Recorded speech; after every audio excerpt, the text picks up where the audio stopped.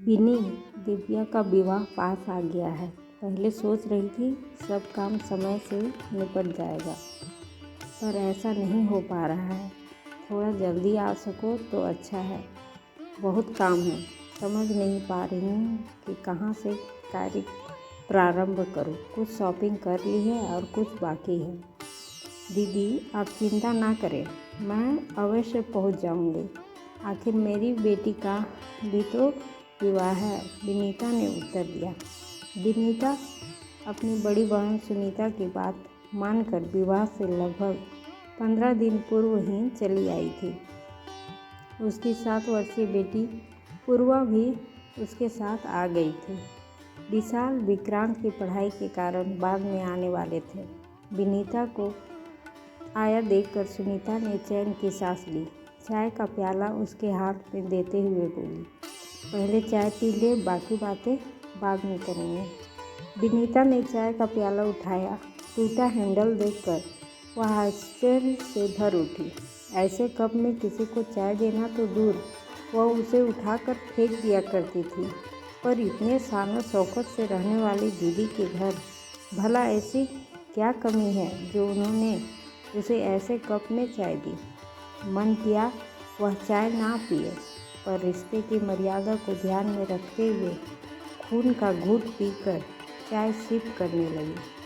पर उसकी पुत्री पूर्वा से नहीं रहा गया। उसने कहा, मौसी, इस कप का हैंडल टूटा हुआ है। क्या मैंने ध्यान ही नहीं दिया? सारे कप गंदे पड़े हैं। मुनिया भी पता नहीं कहाँ चली गई। चाय की पत्ती लाने भेजा था, 1 घंटे से ज़्यादा हो गया, अभी तक नहीं आई। नौकरानियों से कप ही नहीं बचते। अभी कुछ दिन पहले ही तो खरीद कर लाई थी। दूसरा निकालूंगी तो उसका भी यही हाल होगा। वैसे भी विवाह से 3 दिन पहले होटल में शिफ्ट होना ही है। अभी तो हम लोग ही हैं, इन्हीं से काम चला लेते हैं, सुनीता ने सफाई देते हुए कहा। विनीता ने कुछ नहीं कहा, चुपचाप चाय पीने लगी तथा पूर्वा खेलने में लग गई। विनीता भी सुनीता के साथ विवाह के कार्यों की समीक्षा करने और उन्हें पूर्ण करने में जुट गई। कुछ दिन बाद नंदिता भी आ गई। उसे देखते ही सुनीता और विनीता की खुशी की सीमा ना रही। दोनों एक साथ बोल उठी, अरे अचानक तुम कैसे? कोई सूचना भी नहीं दी। मैं सरप्राइज देना चाहती थी। मुझे पता चला कि तुम दोनों अभी एक साथ हो तो मुझसे रहा नहीं गया। मैंने सुजय से कहा कि विकी की परीक्षा की सारी तैयारी करा दी है, आप बाद में आ जाना, मैं जा रही हूँ। कम से कम हम तीनों बहनें दिव्या के विवाह के बहाने ही कुछ दिनों साथ साथ रह लेंगी। बहुत अच्छा किया, हम दोनों तुम्हें ही याद कर रहे थे। मुनिया, 3 कप चाय बना देना और हाँ, नए कप में लाना, सुनीता ने नौकरानी को आवाज़ लगाते हुए कहा। फिर नंदिता की ओर मुखातिब होकर बोली, अगर पहले सूचना दी होती तो गाड़ी भिजवा देती। सुनीता दीदी की बात सुनकर विनीता के मन में कुछ दरक गया। नन्ही पूर्वा के कान भी खड़े हो गए।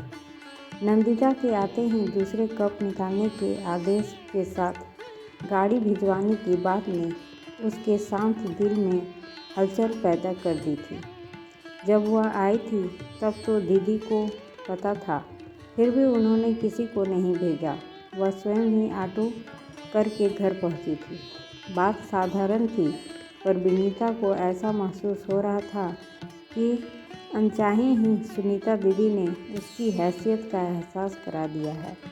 वह पिछले 8 दिनों से वह उसी टूटे कप में चाय पीती रही थी, पर नंदिता के आते ही दूसरे कप निकालने के आदेश के साथ गाड़ी भिजवाने की बात को वह पचा नहीं पा रही थी।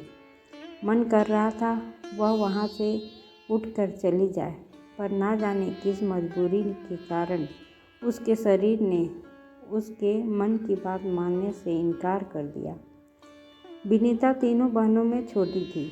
सुनीता और नंदिता के विवाह संपन्न परिवारों में हुए थे, पर पिताजी की मृत्यु के बाद घर की स्थिति दयनीय हो गई थी।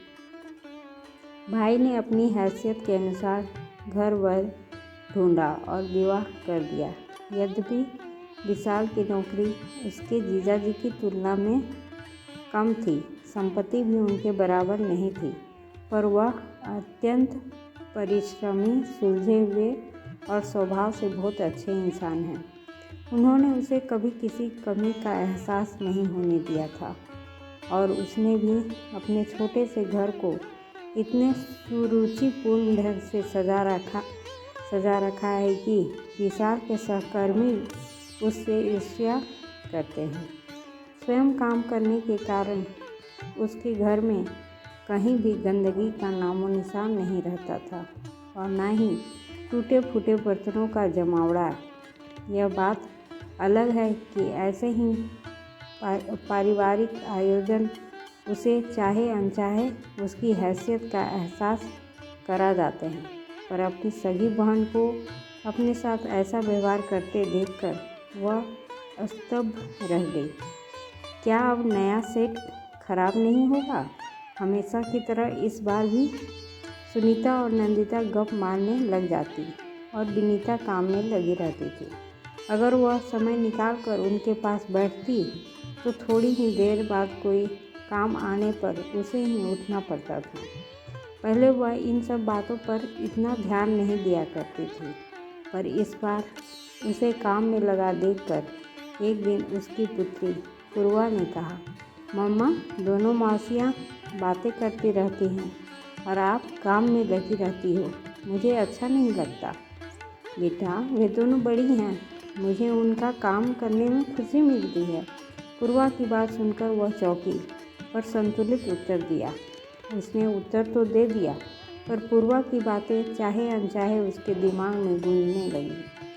पहले भी इस तरह की बातें उसके मन में उठा करती थी, पर यह सोचकर अपनी आवाज़ दबा दिया करती थी कि आखिर वे उसकी बड़ी बहनें हैं। अगर वे उससे कोई काम करने के लिए कहती हैं तो इसमें बुराई क्या है। पर इस बार बात कुछ और ही थी जो उसे बार बार चुभ रही थी। ना चाहते हुए भी दीदी का नंदिता के आते ही नए कप में चाय लाने और गाड़ी भेजने का आग्रह उसके दिल और दिमाग में हथौड़े मारने लगता। जब जब ऐसा होता वह यह सोचकर मन को समझाने का प्रयत्न करती है कि हो सकता है वह सब दीदी से अनजाने में हुआ हो, उनका वह मंतव्य ना हो जो वह सोच रही है। आखिर वह उनकी छोटी बहन है, वे उसके साथ भेदभाव क्यों करेगी। सच तो यह है कि दीदी का उस पर अत्यंत ही विश्वास है, तभी तो अपनी सहायता के लिए दीदी ने उसे ही बुलाया।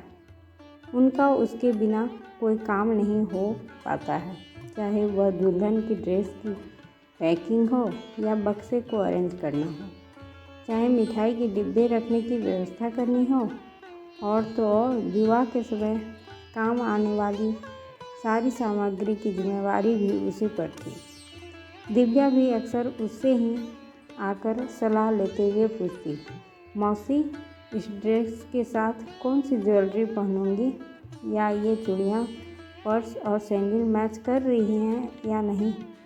विवाह की लगभग आधी से अधिक शॉपिंग तो दिव्या ने उसके साथ ही जाकर की थी। वह कहती, मौसी, आपका ड्रेस सेंस बहुत अच्छा है, वरना मम्मा और नंदिता मौसी को तो भारी भरकम कपड़े या हैवी ज्वेलरी ही पसंद आती है। अब भला मैं उनको पहनकर ऑफिस तो जा नहीं सकती, फिर लेने से क्या फ़ायदा। कहते हैं मन अच्छा ना हो तो छोटी से छोटी बात भी बुरी लगने लग जाती है। शायद यही कारण था कि आजकल वह हर बात का अलग ही अर्थ निकाल रही थी। यह सच है कि दिव्या का निश्चल व्यवहार उसके दिल पर लगे घावों पर मरहम का काम कर रहा था, पर दीदी की टोका टाकी असहनीय होती जा रही थी। उसे लग रहा था कि काम निकालना भी एक कला है, बस थोड़ी सी प्रशंसा कर दो और उसके जैसे बेवकूफ़ बेदाम के गुलाम बन जाते हैं।